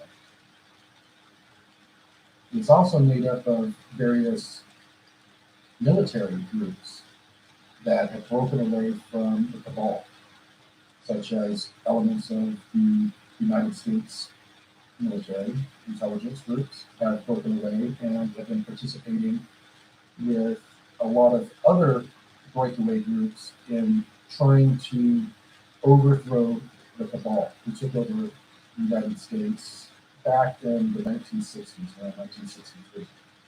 This alliance, Earth Alliance, began to get more and more organized. And they got organized to a point to where some of them approached some generals and told them that they wanted to be open coup in the United States. These generals decided they would make one last ditch attempt to get rid of the cabal legally. And that's when they approached Trump, allegedly, to run for president and allow them to legally put the country back. The alliance is an international group. It is a confederacy. There are lots of different factions, some of which agree, some of which do not agree. About the only thing that they all have in common is they want to see this satanic, pedophile, elitist cabal come down in flames. They do not want these people trying to kill off most of the planet, trying to control all of this immensely high technology. The alliance also consists of a surprising majority now of personnel in the U.S. military and in the U.S. intelligence community. So we're going to have to deal with the fact, sooner or later, and probably sooner, that not everybody in the government is bad. This is part of the psyop that was put out through movies and through media to get us to completely distrust all levels of society, all of the institutions, so that no one will ever be able to oppose these people. You're not going to do this by a bunch of keyboard warriors on the internet. They're not going to actually take the solid action that needs to be taken. What you do need to see is what we now are counting up in August 2018 as 45,000 sealed indictments. Now, this is on the official U.S. government court record. You can go to the pacer.gov website, which lists all of the lawsuits and all of the indictments filed in all of the different districts in America, and just count up the sealed indictments. The official count, the undisputed count, is 45,000, and the normal number for any given year is approximately 1,000. Now, this is a very, very big story that people are really not seeing exactly how awesome this is. Let's talk about what do you have to do to get a sealed indictment. Okay, a sealed indictment is the result of a secret grand jury proceeding. Now, what is a secret grand jury? A secret grand jury requires a panel of 12 to 23 U.S. citizens who are then given information and testimony from a prosecutor. The prosecutor is prosecuting a particular individual who is not invited to the proceedings, has no idea this is going on. And in legal terms, that's called ex parte. So he or she is testified against by the prosecutor, and then the jury has to decide if there is sufficient cause to prosecute this person with a crime. In which case, they file a sealed indictment. The indictment stays off the record. You don't get to know the person's name until they unseal it, at which point the person is immediately arrested. And then they get to have the regular trial by jury with a judge. But you have to understand that the prosecutor is either a federal U.S. attorney, a county district attorney, or a state attorney general. These are big, big league players. This is not some attorney that you hire in Podunk, okay? These are major players creating major indictments. And the reason why they do it this way is that they're prosecuting organized crime. Typically, that's what it is. They're prosecuting a larger ring where they can't indict one person at a time. They have to get all their ducks in a row. They have to line it all up so that when they unseal the indictments, everybody gets arrested at once, and there's no ability for them to tip each other off that something happened so that the rats can flee off of a sinking ship. They all get nailed at once. The phenomenon known as Q, or QAnon, came onto the scene at the very end of October 2017. And what essentially occurred is that a group that called themselves Q began posting on anonymous online image boards called 4chan and 8chan.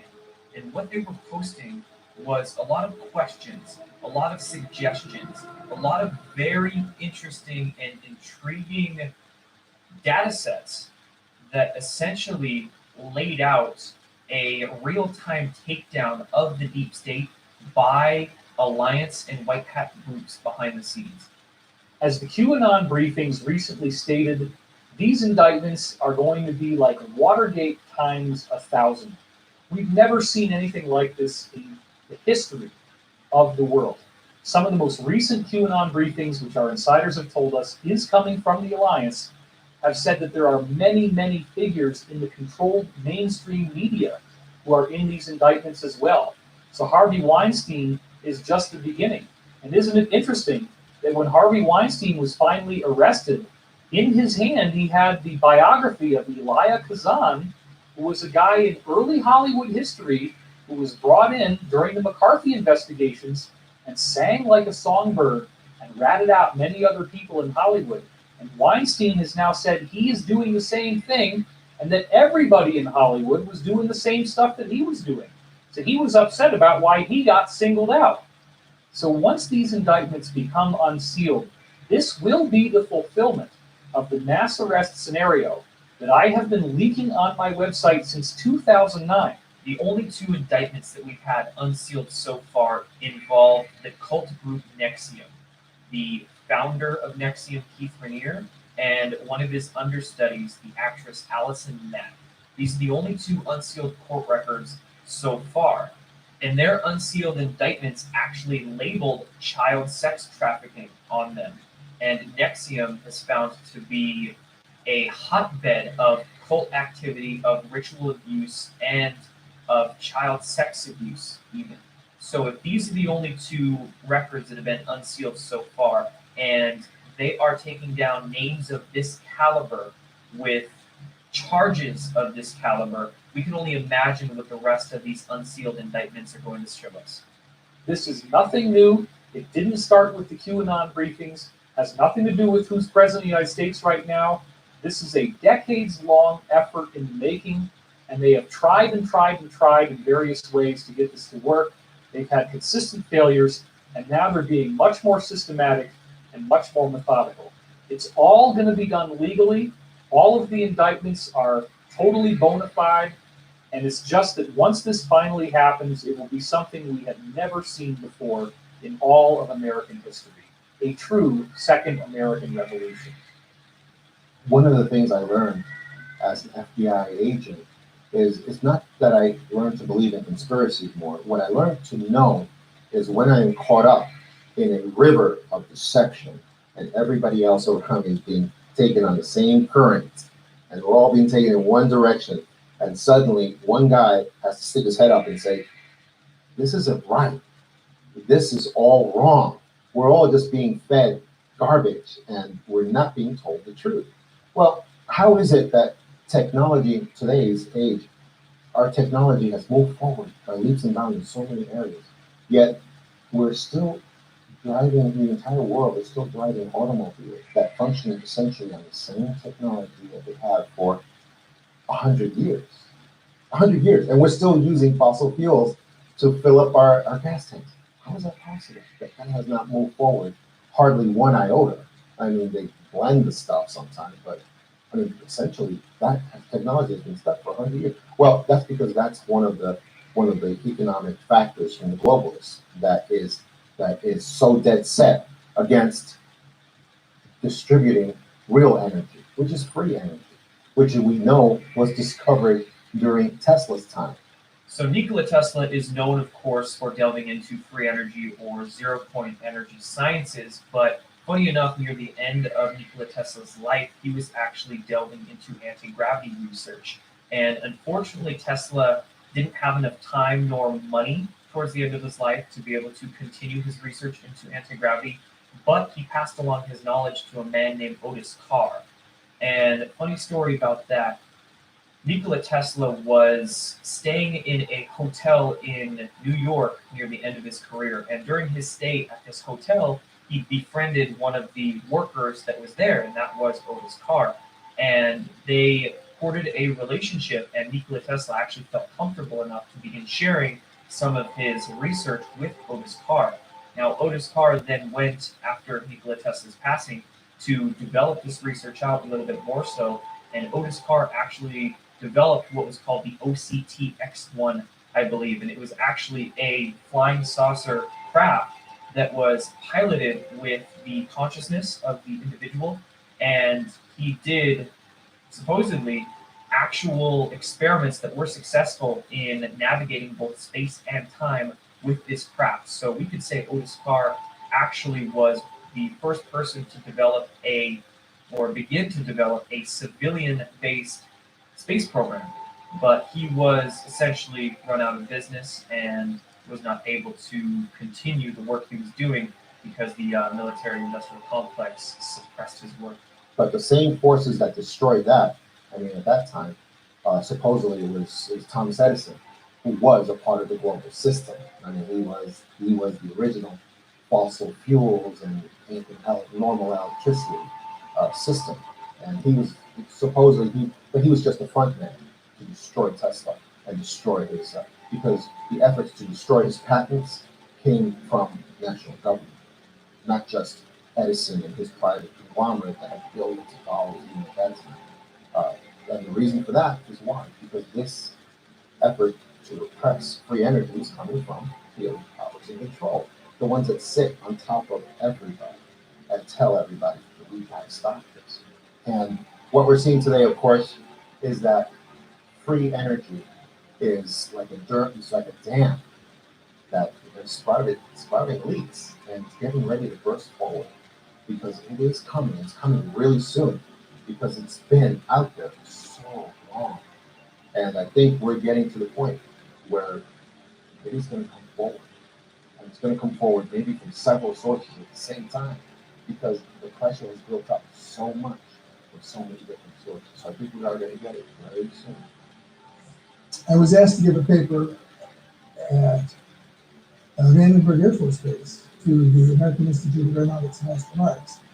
And their normal request would have been, tell us how you're trying to get new business using advanced technology. In other words, that was my job, to run 250 guys with different disciplines to try to get new business.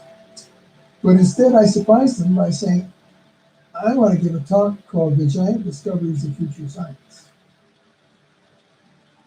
And there was a moment of silence, and okay. So I developed this talk, and in this talk, what I established was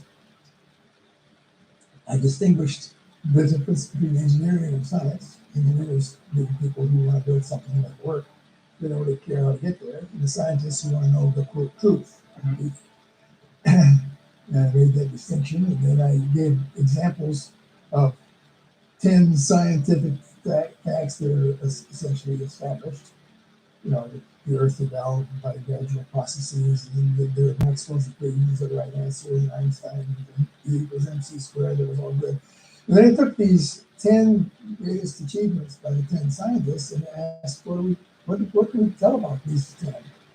And the interesting thing was that you could tell three things. Number one, not a single one of them was known in the field. Number two, every single one of them had been criticized by their peers as being stupid or charlatans. And number three, the average age was 23 when they did the discovery. So I took that thought and wrote down a list of what I thought were the 12 greatest discoveries of the future that we had to attack. And the first one was how the UFOs work. The second was time travel. Well, not time travel was at towards the end, but the processes of the brain, the mind, psychic discoveries, psychokinesis, that sort of thing, and a bunch of those things were on the list. And the amazing thing is that today, in 2017, I am satisfied that my list that I said would maybe, and I give a probability of discovering these things, 20 years from now. My list was essentially already discovered, every single one, including time travel, at the time that I wrote the book.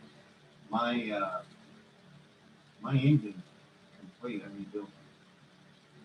I have the entire package setting and outsourced on the servers around the planet. Upon my death, the servers dump everything we can do. And I mean everything.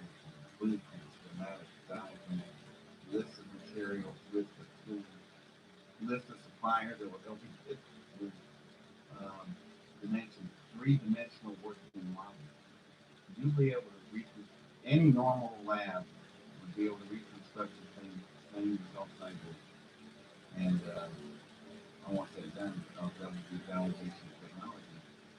But once it's built, it's not going to sit there, they're going to use it. And I expect in a year's time, once that kind of technology is done, and build it, start using it, oil is reduced to a lubricant planet-wide. That's the first step. And what happens next? I don't want to be around. That's the reason I couldn't be a media subject. Not into that. So I'll just leave it behind and I'll play with it and look for next year.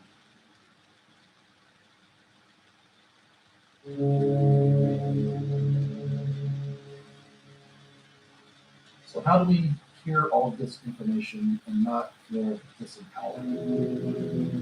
How does it not feel hopeless? Well, I look back when I start to feel hopeless to the reports of legitimate ET contacts that have occurred in the 40s, 50s, and 60s. In all of those reports, the ETs asked two things: grow spiritually or expand your consciousness, and demand the release of suppressed technologies from the government. Those are the two things that we can focus on. If we begin to organize and demand the release of suppressed technologies, they will have no choice. If we focus inwardly on whatever our religion is, becoming the best human being that we can, and expanding our consciousness beyond our comfortable belief systems, when we do those two things, we are going to gain freedom. I started realizing that the cabal or the Illuminati or whatever you want to call them, they keep us fighting with each other intentionally because they know that the potential in our unified consciousness, should we ever come together and stop fighting with each other, is extremely powerful. And they have been using that energy against us, like farming and managing our consciousness in such a way that we spin out a version of reality from the thoughts they program into us that makes the Matrix, just like in the Matrix films. And so we have made the Matrix that's our prison. We made it from our consciousness and our thought. It's been managed, farmed, programmed, and controlled. And if that's true, then we have the power within ourselves to come together and stop fighting with each other and remake the world. And emotion is key. We're not taught anything about how to deal with our emotions in this world. It's like a big black hole, and we just spurt emotional energy all over the place like an out-of-control garden hose. You know, would we waste money like that in most cases? Would we waste gasoline in our car that way? No.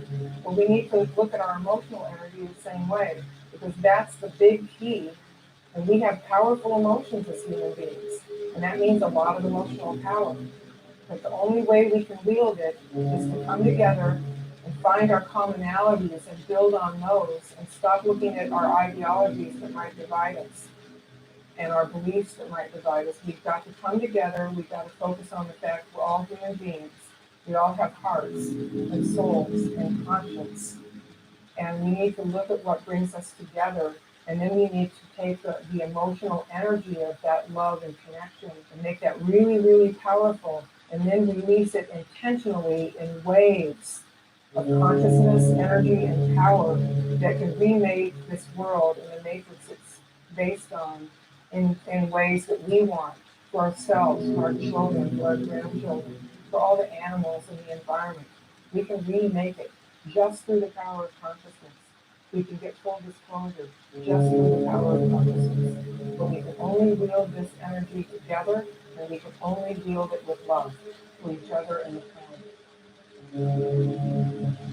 We're at the early stages of this movement, and every movement, whether we're talking about the civil rights movement, the abolition movement, the women's rights movement, it's always once it reaches a kind of like a critical mass, then the political changes happen. So this is a very, very compelling story. I do believe that it's time for all of us to take a stand. We cannot simply step back and allow all these things to happen. Even if we don't fully believe everything that the people in this movie and other insiders like them have been saying, it's worthy of our consideration. Can we really afford to be so ignorant as to turn our backs on this information? We don't have the time to sit around and argue about whether this information is true. The planet is dying. We have economic collapse. We have mass starvation. We have the largest mass extinction since the collapse of the dinosaurs. Our ecosphere is collapsing. We see the lack of water. We see ever-increasing global temperatures, and no one really is doing anything about it. The entrenched power structure stays the way it is. We're still burning fossil fuels. We're still not getting access to these amazing technologies. If we do get full disclosure, now the dam breaks. Now we're in a totally new reality, which very well could be the golden age that was promised to us in so many different ancient teachings and traditions. I do believe that in our lifetime, we will see the full disclosure of the so-called forbidden technology. We will become a truly galactic civilization. And we will do this with the cooperation of people in the military, people in the intelligence community, people who were working for the cabal and have decided to break away from all that, become insiders, and be the change that we want to see in the world. This film is an embodiment of that global movement. This film is the